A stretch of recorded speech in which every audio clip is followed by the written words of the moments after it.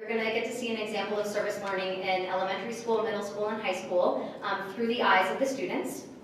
And while you witness their stories, we invite you to be open-minded about how this can be adapted or changed to maybe fit something that is going on in your schools. And we also invite you to notice the process of service learning, the 5 stages of service learning, so that you can even further differentiate what the difference is between community service and service learning, and to give you an opportunity to just sort of see how it can look like the whole way through the entire process of service learning. So first we're going to invite up the Center for Early Education to share their experiences.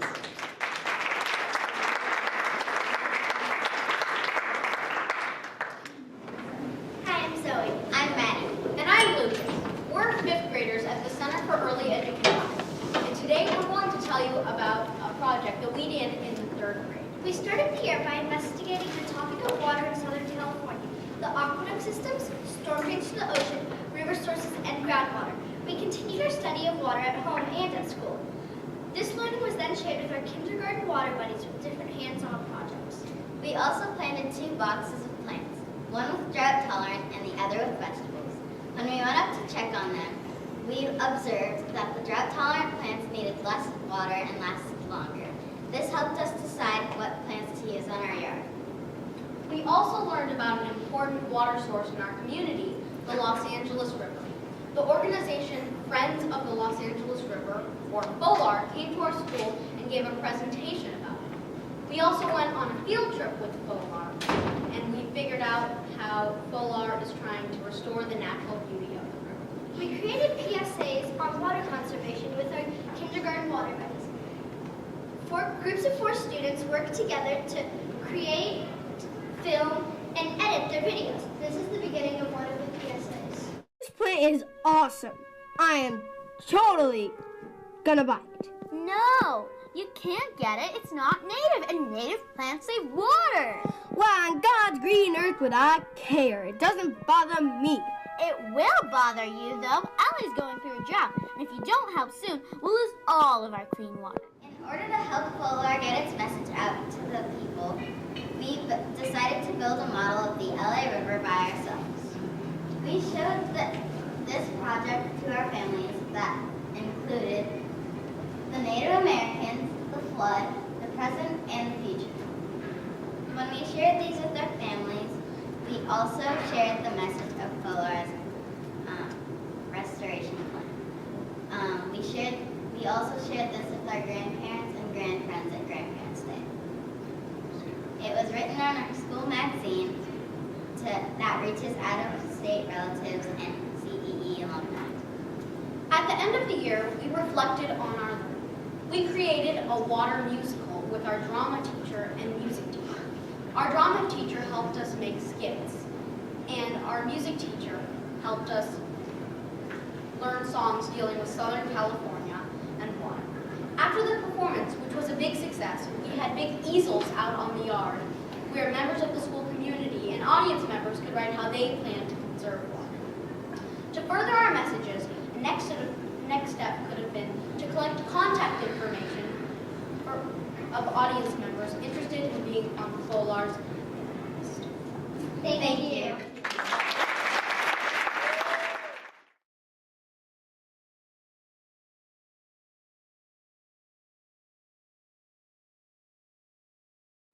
So the project all started in an 8th grade class that we both took in called Community Leadership, led by our teacher Sarah.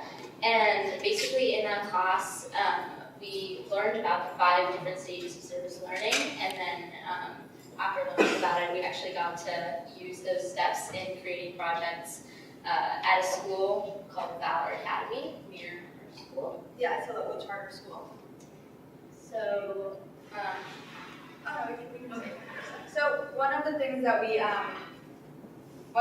we started by doing was kind of actually going to Valor and investigating, talking to them, what could they use, and what was going on at their school, and just asking questions about their science programs, their art programs, and seeing, we wanted to partner with them and see what could they use and kind of getting to know their community, because that's where we're working in. So then we kind of came back to Oakwood after gathering this information and looked within ourselves, like what kind of interest did we have that we could apply to partner with the school in the best way possible. So one of the things that I really love is STEAM, which is science, technology, engineering, arts, mathematics. And one of the things that the Valor administrators, students, teachers talked about was that they didn't really have the opportunity to have a hands-on science program. So we actually went and did a STEAM project that one time with the 8th graders, and then that next year, and I'm sorry, we were in 8th grade, we worked with 5th graders, and then that next year I decided to continue the project. Okay, so then I kind of went into preparation and planning. So I worked with Sarah Culberson and Marcos Arias, the STEAM department chair, to kind of continue the project. So I reached out to the vice principal at Valor to figure out if she was interested in continuing this, and then I set to organizing. So he listed some of the different things that I did: write a project proposal, gather students like Anna, and organize parent carpools and communicate with Valor. Yeah, and just like for information, we work with the 5th grade students, 120 of them in a grade, and went 4 times. So this is just some of the preparation and planning. One of them is just like an outline of a lesson plan that I created, and then like the kind of layout of the room for the people at Valor, so we were communicating and working with them. So the most exciting part of all of this is the action, being able to work with the students, and obviously the planning part takes a lot of work, but this is what you're like looking forward to. So I'm going to have Hannah talk a little bit about action. So out of the 4 times that I've been there, all the students were really excited to do the projects. The first projects that we had done were zip liners, where we would create these little they're racers. They have a propeller, so you just wind them up and then you can send them down the line. So it's kind of like incorporating STEAM, like science and engineering, in like a simple way. So the first 2 times we went, and again, I think this is a little unclear. There's 120 students in the classes, in the Valor 5th grade class, which we were partnering with. And so we went 4 times and worked with a group of 30 students each. And like overall in our program, I had about 30 Oakwood students that volunteered at least 1 time within these 4 trips that we attended to Valor. And the second project that we did was working with 3D printers that some of the students, like myself, had actually built, and we got to show the students at Valor how to use them and what they do, and just all the cool things about that. Yeah. So here's some photos. That's me right there. Showing the students. I think it's kind of a little easier now to talk a little more about the preparation, just because you can see from the pictures kind of like what went into it, just like the lesson planning. I worked with Marcos on the lesson planning portion of it. Sarah was helpful with the coordinating with Valor. But you can see we did projects, and I think that's really important that you're like thinking about it ahead of time, so when you go, everything runs smoothly. So in the case of the 3D printers, we had to come up with a project that we could do with the students that would help facilitate us teaching them about 3D printers, working with them, engaging with them, and actually having something hands-on. So like they can, at the end of the day, when they're going home, like they have something to remember Oakwood, to remember this project, and to have a positive, hopefully, the goal is that they had a positive experience with science in a more hands-on way, not just from the textbook, and like in this alternate way, and also remember the Oakwood students, because we definitely remember our experiences with our students, which is what we'll talk about next. Yeah, so I think can everyone hear me? Or should I? Okay. So further reflection, I think that's one of the most important parts of service learning, because it's really important to think about how your project went and how you can improve. Because for me, I'm a 10th grader now. My 9th grade year was my first year doing this. So kind of looking back, like what did this mean to me? What did this mean to the students? Am I achieving the goals I set out to? So how I did this was I wrote an article about my experience that's going to be published in the Oakwood magazine, and some of the main points of reflection I had was like the beauty of community partnership is the reciprocity of the relationship, and I want you to talk about this. After working with the students a lot, I really developed a lot of meaningful relationships with the students, and they And it was just so good to see how enthusiastic and excited they were to, learn about science and to hands-on create these things and actually see them work. It was just such a nice thing to see. And and also one of the things that I always bring up with Zoe is that the first time that I was there was a student named David, and I was working with him, and I was building the zip liners with him. And then every single time that I came back after that, he always approached me and said, "Hi, how are you? Like, I loved working with you. I still have my zip liner," and it felt so good to see that, like, a meaningful, hard difference in his life. Yeah, and I know one of the things for me was also just talking to the Oakwood students after. Like, it was so impactful for me, I know, and for a lot of the other Oakwood students. Like, as much as the Valor students brought their excitement, we brought our excitement to teach them, and I think that was the impact we had on each other. I know I was so inspired by the curiosity and excitement that these students brought to the projects, and the relationships that I created with the students coming back, like Hannah said. And I think they were so welcoming that I really felt at the end of the year that I was in a small way a part of the Valor community, and I think that's really special because, yeah, like I said, it's the reciprocity of the relationship that we took something out of it and exhibited it. So, and quickly, so for demonstration, I've shared about my project with prospective Oakwood families, peers, and teachers within the Oakwood community. We have a community service learning fair at Oakwood where we share about our projects and kind of talk to other students about how they can get involved. I did an interview with a 3D printing company that's actually going to be publishing an article hopefully soon about the project we did in our partnership with Valor. And obviously I'm here today talking about my experience and just talking about the future of the project. I'm obviously a 10th grader, and I hope hopefully after the 3 years I have left at Oakwood, someone else will continue the project. Our STEAM department has made a new I wouldn't say requirement, but we've incorporated the service learning project into the STEAM department, so all Oakwood students working in the STEAM department are required to participate in the Valor project. And I think once everyone does, they're going to want to continue it. And we actually have Valor students that now attend Oakwood that participate in the project, so my hope is perhaps that one of them can continue the project after I leave. Thank you so much. I hope you.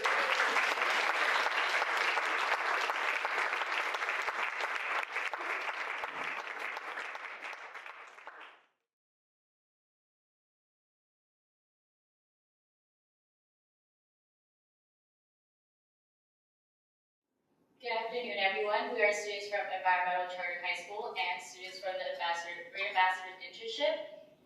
Green Ambassadors Internship is a part 2 to the Green Ambassador course that we have at Environmental Charter High School.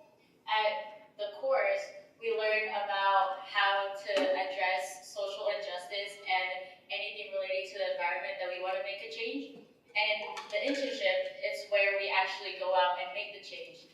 And our service learning project is actually an example of us going out to make a change.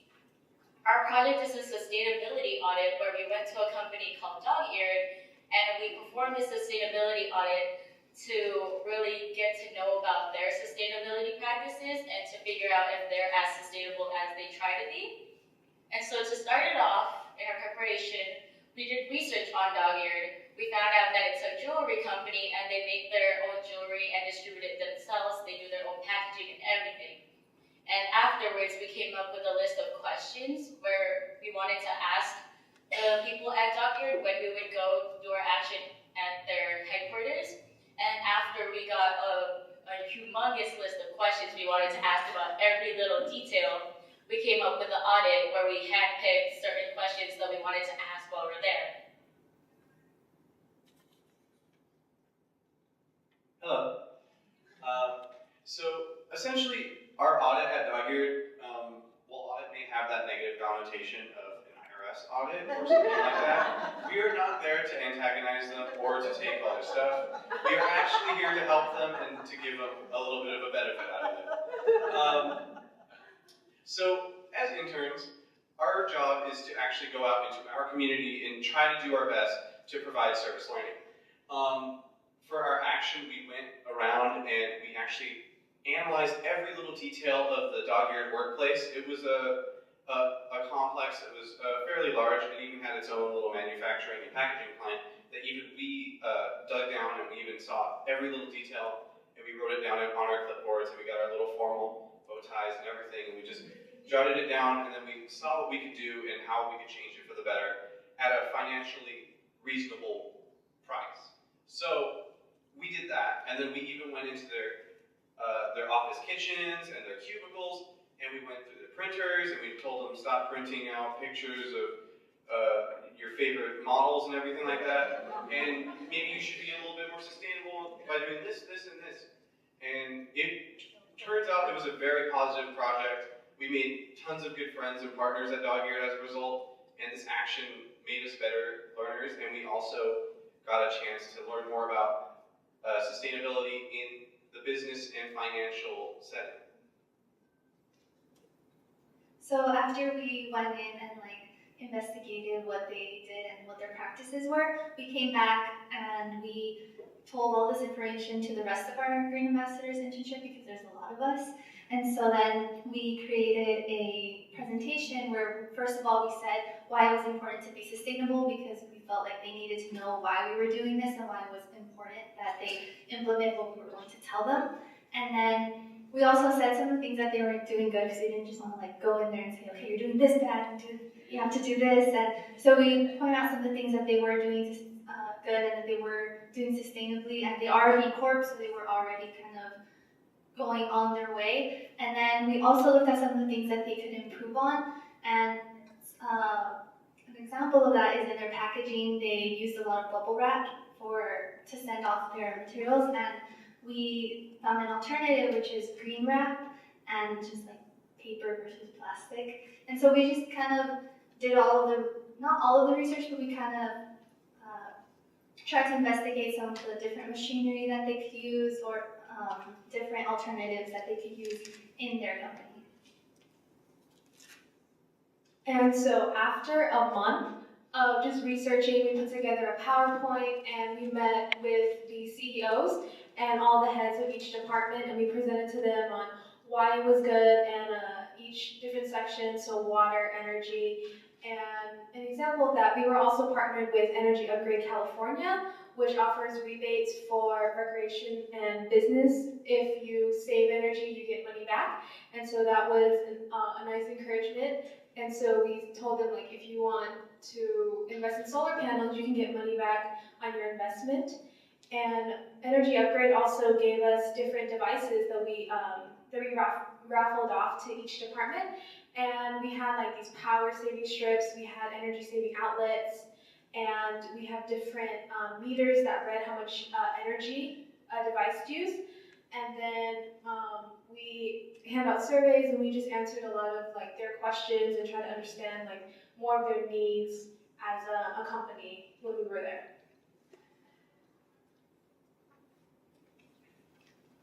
So our takeaways from this overall experience was that we had a chance to actively use our classroom skills in a professional work environment. In this, we definitely had to ask a lot of questions and be very thorough with our task. And it was just a really cool experience to have the CEOs of this jewelry company listen to 16, 17-year-olds input on things. Because usually teens get this weird rap oh, what you have to say is not that important. we have input in this. And overall, we got to see how a close community like Dog-Eared can also have a steady atmosphere that helps with the environmental aspect of their company. This concludes our presentation. We will make you Q&A afterwards.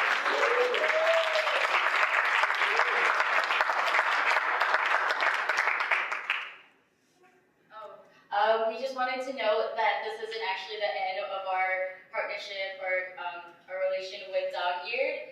Dog-Eared is actually coming to our career day coming up sometime soon. And us five will be able to present with them at career day about what they're doing and then what we're doing. And that's also just another takeaway is that it's not just us learning, it's also a great partnership with this company, and we hope to make more in the future.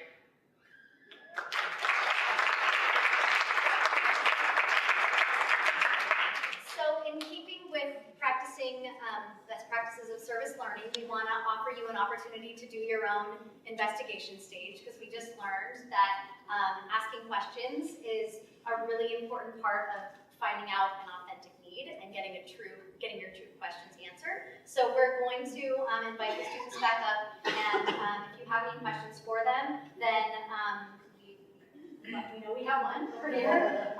And also just to keep in mind that you get to enjoy that role reversal still, where we're the students and the students are the teachers, and to just keep that in mind that as they talked a lot about reciprocity and partnership, that we're here today and they're our colleagues and partners as we move forward with the rest of the day. So can I invite the students to come back up?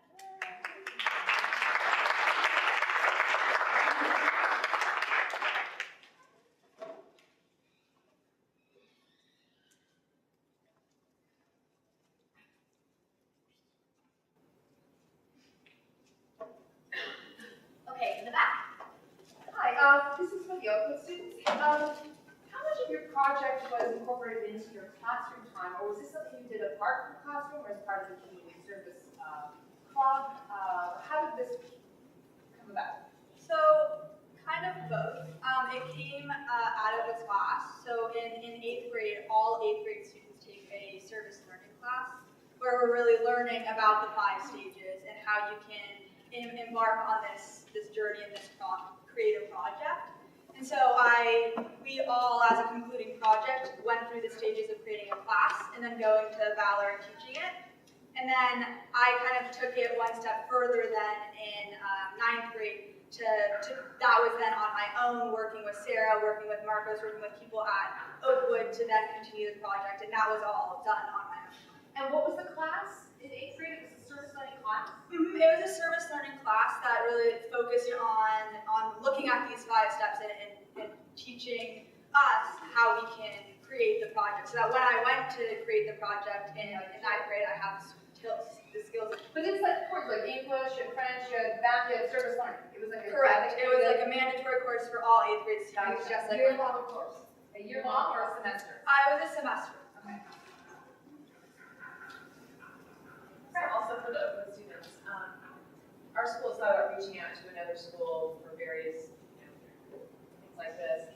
How did you choose Valor? What kind of school are they, and why did you choose Valor? So the question back here was, how did you choose the school to reach out and find another school? How did you choose the school? Yeah, I mean, I don't know, maybe Sarah wants to help me on this one, but it's a local charter school in our area, and I was connected with Valor and continue to fund with Valor because of the original partnership that Sarah created. We actually, Valor is a school that we had been working with, and they came to us to ask if we could do partner in some different activities around science and art. At that time, they had one art cart and one teacher, so you only got art a certain period of time. So some students did a STEAM project. Jessica Sass, who's somewhere around here, Jessica, who's at your table, did a whole art project and so on. So they did different projects, and so they said, we would really love to have your students be part of this. So our admissions department person ran into someone there and said, hey, we'd love to connect with you, and that's actually how it started. And then we've kept this partnership going. Are they real close to you? They're about 15 minutes away. Yeah. Yeah. When I continued the project, I then reached out to the vice principal of the school and communicated with her about creating this. Cool, thank you. The Students in Environmental Charter, how was the initial connection with the company Dog-Eared made? Was there some persuasion involved in having them open their corporate processes to high school students to evaluate? What did that process at the beginning look like? So Dog-Eared is a B corporation. So B corporations are usually corporations that are very environmentally oriented, and they usually meet a certain quota, and like as a B Corp, they get certain benefits as a B Corp. But so this kind of incentivized them to go out and ask for ways for them to become more environmental and to reduce their carbon footprint to further meet that quota. So with our help of our guide, Sammy, for lack of a better word,